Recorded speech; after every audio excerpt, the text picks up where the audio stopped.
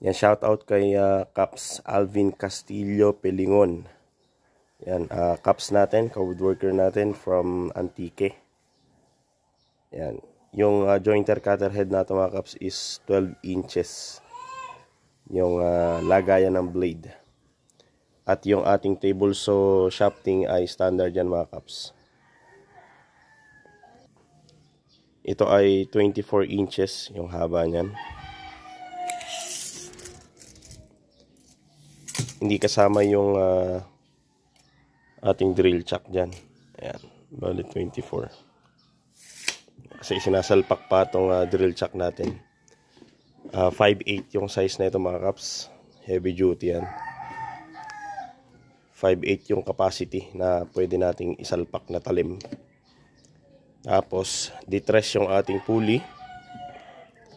Yan, 208 yung ating mga pillow blocks. Magandang klase na yan mga Caps. And then, ayan, yung ating flat, solid washer para dun sa blade na ikakabit natin dyan.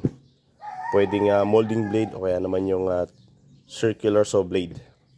Pagdating naman dito sa ating jointer cutter head, ayan, yung size nito is, ayan, 12 inches. Ito yung blades nya, tatlong slots yan mga Caps. Tapos 6 yung mga bolts nya.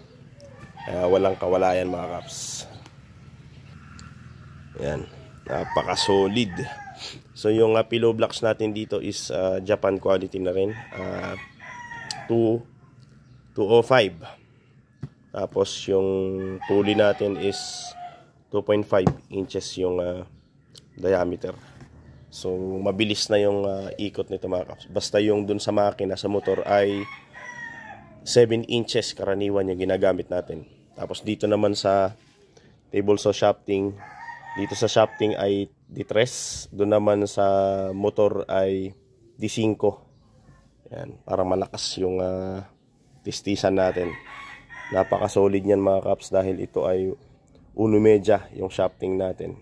Tapos ito naman detress yung diameter ng shafting nito. Tapos pinamasin shaft natin into 1 inch para pumasok dito sa pillow blocks at itong ating pulley.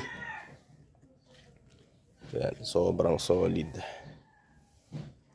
Tapos dito sa kabitan natin ng talim, ito ay D1 yung butas ng circular saw blade na pwede natin ipasok dyan.